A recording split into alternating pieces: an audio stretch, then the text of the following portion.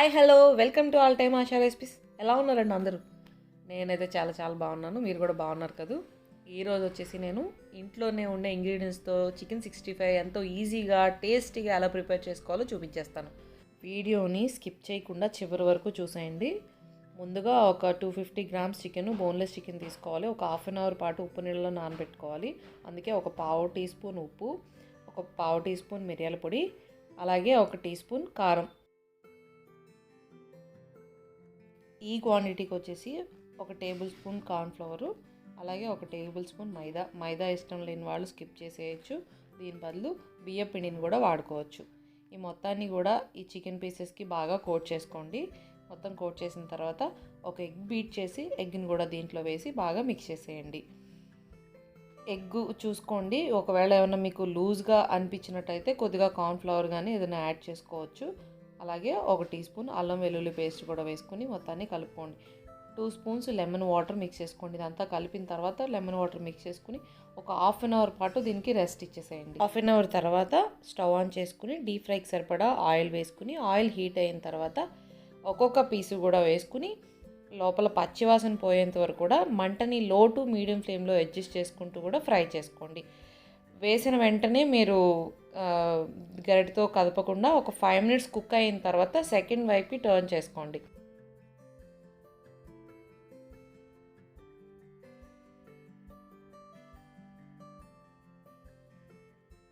Light gold colour వచ్చేంత వరకు కూడా ఫ్రై చేసుకుని వేరే బౌల్లోకి ట్రాన్స్ఫర్ చేసేసుకోండి.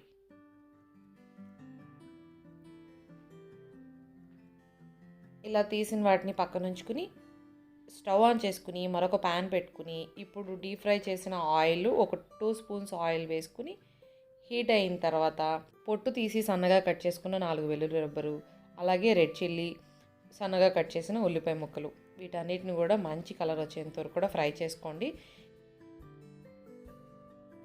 ఇలా ఫ్రై అయిన తర్వాత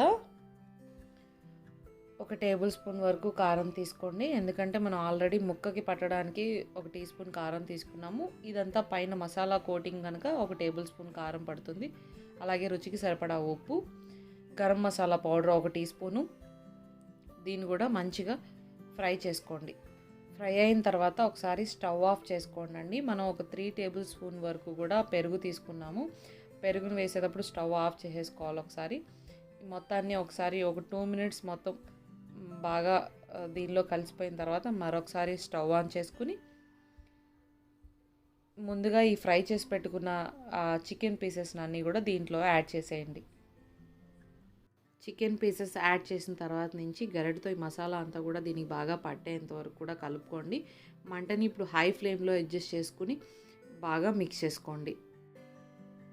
4-5 కరివేపాకు రెబ్బలు కూడా వేసుకుని ఇప్పుడే ఫ్రై చేసుకోండి ఆయిల్లో.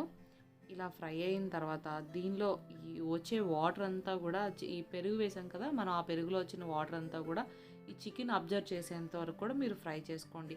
మంటని హై ఫ్లేమ్లో ఉంచి మీరు ఫ్రై చేసుకోవచ్చు. అలాగే సన్నగా తరిగిన కొద్దిగా కొత్తిమీరను కూడా యాడ్ చేసుకోండి.